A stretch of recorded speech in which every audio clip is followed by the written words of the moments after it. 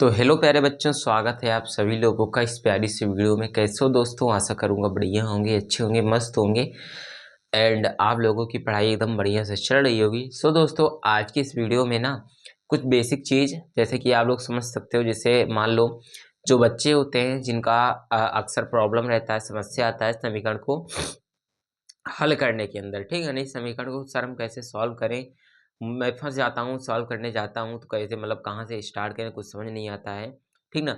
Start कर देता हूँ तो आंसर बराबर नहीं आता है, कैसे एक्यूरेट आंसर लेके आऊँ, ठीक। तो काफ़ी सारे बच्चों को इक्वेशन सॉल्व करना नहीं आता, ठीक। और काफ़ी सारे बच्चों को ये नहीं कर रहा हूँ, बहुत सारे बच्चों को आता भी है, लेकिन उनका दिक्कत यही होता है जो मैं आपको बता रहा हूँ कि सॉल्व तो करना शुरू करते हैं बट आंसर नहीं ला पाते एक्यूरेट, ठीक। तो आज की इस वीडियो में दो टाइप के यहाँ पे मैंने इक्वेशन ले रखे हैं, इनके माध्यम से मैं आपको समझाऊंगा कि समीकरण को कैसे सॉल्व करते हो, ठीक। इस वीडियो को देखने के पश्चात अब बाद में, ठीक, आपका कोई डाउट नहीं बचेगा समीकरण को सॉल्व करने के अंदर, ठीक। यानी कैसे आप समीकरण को सॉल्व कर सकते हो उस चीज़ को पूरा एकदम डिटेल से मैं आपको जानकारी दे देने वाला हूँ, ठीक ना। चलो प्यारे बच्चों, वीडियो को शुरू करते हैं, ठीक। वीडियो को स्टार्टिंग में आपको बता दूं, अगर वीडियो पसंद आती है प्यारे बच्चों तो वीडियो को लाइक जरूर से कर देना और सब्सक्राइब चैनल को करके बेल आइकन ऑन कर लेना, ठीक। चलो देखते हैं। सबसे पहले देखो प्यारे बच्चों, पहला हमारा x प्लस वाई बराबर 4 है, x माइनस वाई बराबर 7। प्यारे बच्चों इस टाइप का अगर देखो x एंड y जब दिया रहेगा ना, यानी जो दो वेरिएबल दिया रहेगा तब हमें हमको दो समीकरण देगा, ठीक ना। जैसे देखो x प्यारे बच्चों वेरिएबल है, y भी वेरिएबल है। वेरिएबल का मतलब कुछ बच्चे नहीं समझ पाते, वेरिएबल का मतलब ये है जो प्यारे बच्चों वेरी करता है, जो इंग्लिश में होता है ना ए मतलब 1 से लेके 26 तक, ठीक ना। यानी ए से लेके जेड तक जितने भी हमारे अंग्रेजी वर्णमाला के अक्षर है वो सारे हमारे क्या है, वेरिएबल हैं। वेरिएबल का मतलब होता है पहले जो वेरी करना, वेरी करने का मतलब होता है इनकी वैल्यू फिक्स नहीं होती, ठीक ना। कभी x का मान 1 आ सकता है, देखो यहाँ से सॉल्व करोगे तो x का मान 1 आएगा, कभी y का मान 1, कभी x का मान 2, कभी x का मान 3। तो इस टाइप से प्यारे बच्चों यहाँ पे आ सकता है आपका, ठीक ना। तो ये सारी बातें हो गई। अच्छा, इसके बाद तो ये तो मैंने आपको बताया वेरिएबल, ठीक। अब दो समीकरण हमको दे रखा है, इसको हम कैसे सॉल्व कर सकते हैं, ठीक। और दूसरा हमारा ये है x प्लस 2 बराबर 3x माइनस 5। तो यहाँ से हमें x की वैल्यू डिक्लेयर करनी है, ठीक ना। यानी x का मान हमें बताना है कैसे निकलेगा। चलो पहले मैं इसको बताता हूँ आपको, ठीक ना। इसमें क्या करना है प्यारे बच्चों, देखो मेरे कहने का मतलब ये है जो प्यारे बच्चों जहाँ जहाँ आपको x दिख रहा है, ठीक ना। एक मिनट जरा सा देखो, जहाँ जहाँ x दिख रहा है प्यारे बच्चों ना, यहाँ पे x है, यहाँ पे x वाले को एक साइड लाओ और जो नंबर है, ठीक ना, जो संख्या दिख रही है दो, जैसे यहाँ पे 2 है, यहाँ पे 5 है, संख्या को एक साइड लेके जाओ, ठीक। देखो यहाँ पे 3x है तो यहाँ पे मैंने लिखा 3x, यहाँ पे x है प्यारे बच्चों ना, यहाँ पे प्लस का x है, दूसरी साइड भेजोगे तो माइनस का x हो जाएगा, ठीक ना। हमेशा याद रखो, जैसे आप मेरी साइड हो, मैं आपको दूसरी साइड भेज दे रहा हूँ, तो अगर मेरे तरफ आप जैसे प्लस हो मेरे तरफ आप, तो मैं आपको दूसरी साइड भेजूंगा तो आप माइनस हो जाओगे, ठीक ना। ऐसा मान के चलो, अगर माइनस रहेगा तो प्लस हो जाएगा, प्लस रहेगा तो माइनस। देखो यहाँ पे प्लस एक्स था ना, यहाँ आएगा तो माइनस का एक्स हो जाएगा। देखो मैंने एक्स वाले को एक साइड लिया और यहाँ पे मैं बराबर भी लगा सकता हूँ, ठीक ना, कोई दिक्कत नहीं है। मैंने इस साइड सॉल्व किया, आप चाहो तो इस साइड भी कर सकते हो, ठीक ना, कोई दिक्कत नहीं है। मैंने ईजी बनाने के लिए इस साइड आपको सॉल्व करना शुरू कराया है, ठीक ना। तो 3x माइनस एक्स वो बराबर, अब देखो यहाँ पे प्लस का 2 था पहले तो प्लस के 2 को ऐसे लिखो, देखो मैंने इसको इसी साइड रखा है, यानी लेफ्ट हैंड साइड यानी बाएं पक्ष में लिखा है, ठीक ना। बाएं पक्ष, ये बायां पक्ष होता है, दाहिना पक्ष होता है, ठीक। अब देखो पहले इधर माइनस का 5 है ना, माइनस का 5 को इस साइड लाओ, यानी कि बाएं साइड लाओ, बराबर के बाएं साइड, बराबर के दूसरी तरफ, ठीक। तो -5 इधर आएगा तो प्लस का 5 आ जाएगा, ठीक ना। ओके, अब देखो पहले क्या होगा, यहाँ से 3x माइनस एक्स, देखो 3x में से एक एक्स घटा दो तो क्या आएगा, 2x आएगा, ठीक ना। तो यहाँ से पैर 2x आएगा और ये बराबर 2 और 5 जोड़ोगे तो 7। तो यानी पैर क्या है, 2x बराबर 7। अब आप इसको इस साइड लिख दो, 2x को इस साइड लिख लिया, 7 को इस साइड लिख लिया, ठीक है। देखो दोनों बराबर हैं तो दोनों को कहीं भी लिख सकते हो, ठीक। अब यहाँ से अगर x का मान निकालोगे ना पैर, देखो दो इधर गुणे में है ना, उस साइड भेजोगे तो बटे में हो जाएगा।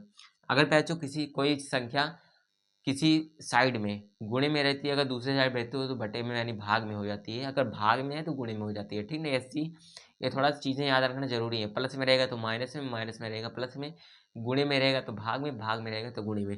तो 2 इधर गुणे में था तो बटे के बराबर के इस साइड भेजा तो बटे में 2 आ गए, तो एक्स का मान पैचो 7/2 आया पैचो, ठीक ना। ये आपका फाइनल आंसर हो गया इस समीकरण को हल करने के पश्चात, ठीक। एक बार मैं देख लेता हूँ सारा कुछ क्लियर आ रहा है नहीं आ रहा है, ठीक। तो चलो यहाँ तक पैरों से सब कुछ क्लियर दिख रहा है, ठीक ना। एंड आई होप आपको समझ में भी आ रहा होगा कि क्या मैं समझाने की कोशिश कर रहा हूँ। ठीक, तो ये चीज़ें हुई। अब इसके बाद देखो यहाँ पे क्या है, दूसरा हम इसको सॉल्व करते हैं। इस टाइप का समीकरण बहुत ज़्यादा जरूरी होता है, बहुत ज़्यादा खास होता है। ठीक, जब आप क्लास 10th में जाओगे तो इस टाइप के समीकरण आपको भरे पड़े मिलेंगे। ठीक ना, अगर नहीं समझते हो तो आपको वहाँ पे भाई बहुत दिक्कत, मतलब बहुत ज़्यादा दिक्कत होने वाली है। ठीक ना, तो वही मैं बता रहा हूँ। चलो इसको मैं बताता हूँ। ठीक ना, तो देखते हैं। इसके पैरेंट्स मैं बता दूं 3 मेथड होते हैं समीकरण को सॉल्व करने के बेसिकली। ठीक ना, तो मैं आपको ज़्यादा कंफ्यूज नहीं करना चाहता। जब आप क्लास 10th में जाओगे, मान लो प्रेजेंट टाइम पे क्लास 10th में होके वीडियो देख रहे हो, तो 3 मेथड हैं। पहला होता है प्रतिस्थापन, दूसरा होता है पैरेंट्स विलोपन, तीसरा होता है वज्रगुणन विधि। ठीक ना, 3 विधि होती है। तो ज़्यादा जो ईजी माना जाता है एक तो विलोपन माना जाता है, लेकिन उसमें काफ़ी बच्चों को डाउट रहता है, मतलब समझ नहीं आता जल्दी से। और एक जो सबसे ज़्यादा ईजी माना जाता है वो प्रतिस्थापन विधि होता है। ठीक ना, तो मैं आपको प्रतिस्थापन विधि से बताऊंगा समीकरण को कैसे हल करते हो। ठीक, और बाकी जो क्लास 10th में नहीं है, जो उसके नीचे है, तो मैं आपको जो बता रहा हूँ वही तरीका समझो, ज़्यादा इधर 3-5 करने की जरूरत नहीं है। देखो क्या करना है, इससे पहले समीकरण 1 पहले अच्छो मान लो, इसे समीकरण 2 मान लो। ठीक ना, देखो 2 इक्वेशन दिए थे तो हम लोगों ने मान लिया, कोई दिक्कत नहीं है। अब यहाँ पे पहले बच्चों हम लिखेंगे समीकरण 1 से। क्या लिखेंगे यहाँ पर, समीकरण 1 से। ठीक, समीकरण 1 क्या है पहले, यहाँ पे समीकरण 1 है x प्लस वाई बराबर 4 दिया है। ठीक ना, ये तो दिया है x प्लस वाई बराबर 4। यहाँ से पहले हम x का मान निकाल लेते हैं। ठीक ना, अब बोलोगे सर यहाँ पे x एंड y, अभी आपने कुछ टाइम पहले बताया था x y 2 वेरिएबल हैं, तो कैसे निकाल सकते हो। तो देखो भाई क्या है कि हम x का मान निकालने के लिए प्लस y को दूसरी साइड भेज लेते हैं, y को जो मान बाद में आएगा उसी साथ हम डिसाइड कर लेंगे कि x का क्या मान होगा। ठीक, ज़्यादा कंफ्यूज मत हो, बस इतना ध्यान दो जो मैं आपको करा रहा हूँ। यहाँ से चाहो तो x का मान निकाल लो, चाहो तो y का मान निकाल लो। ठीक ना, तो मैं एक काम करता हूँ, यहाँ से x का मान निकाल लेता हूँ ना, आप भी x का ही मान निकालना। तो यहाँ से x का मान अगर मैं निकालूँ तो इधर प्लस का 4 है और इधर प्लस का y है, तो दूसरी साइड भेज देते हैं तो माइनस का y, तो 4 माइनस का y। देखो x का मान यहाँ से आया 4 माइनस का y। ठीक, अब जो पहले इसे आया इसे हम समीकरण नंबर 3 मान लेते हैं। ठीक, ठीक ना, ये अब x का जो मान आया पैर बच्चों ना, ये एक काम करो, x का जो मान आया है ना उसको उठाकर समीकरण 2 में रख दो, इस वाले समीकरण में रखो। देखो क्या होगा, x के जगह पर रख दोगे 4 माइनस वाई, तो वाई वाई वाला टर्म ही रहेगा, x वाला तो एलिमिनेट हो जाएगा y के द्वारा। ठीक ना, तो चलो x का मान पैर बच्चों क्या कहते हैं, x का मान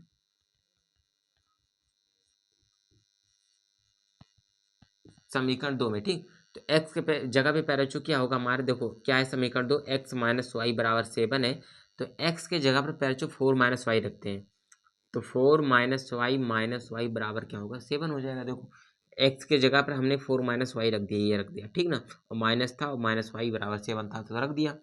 अब देखो माइनस वाई पर अच्छू माइनस वाई, जो माइनस माइनस क्या होता है प्लस हो जाता है, तो माइनस का क्या होगा, देखो माइनस माइनस प्लस होगा और वाई वाई मिलकर 2y हो जाएगा, लेकिन जो निशान लगेगा प्लस का लगेगा माइनस का लगेगा, ये डाउट रहता है।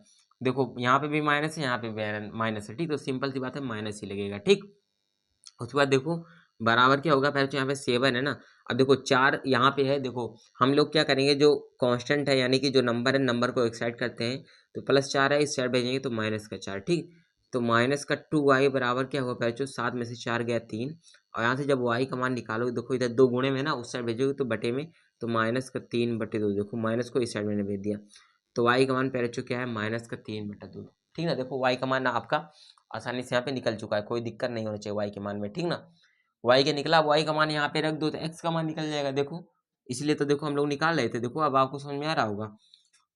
ठीक, पहले यहाँ से x का मान निकाला, या फिर y का मान निकालते तो y का यहाँ पे रख दो तो x का मान यहाँ से हमें निकलता। जब हम लोगों ने देखो यहाँ पे अगर x का मान निकालोगे तो यहाँ y का निकलेगा, अगर यहाँ से y का निकालोगे तो यहाँ पे x का मान निकलेगा। ठीक ना, चलो अब y का मान पे अच्छा इसमें रख देते हैं, तो x बराबर देखो क्या है, यहाँ पे देखो क्या है, x बराबर पे बच्चों क्या है 4 माइनस का y है, तो x बराबर क्या होगा 4 माइनस और y का मान -3/2, तो ये माइनस और ये माइनस, देखो माइनस का 3/2 है। मैं डिटेल बताता हूँ आपको, तो x बराबर पे बच्चों क्या हो जाएगा, यहाँ से देखो ये माइनस मिलकर प्लस हो जाएगा, तो 4 प्लस का 3/2। ठीक ना, अब देखो 3/2 को फिर काट लो, तो 3/2 को काटोगे तो 1.5 यानी 1.5 1.5 आएगा, और 1.5 को 4 में जोड़ दो तो क्या होगा 4 प्लस का 1.5 यानी कि क्या होगा पहले 5.5 आ जाएगा।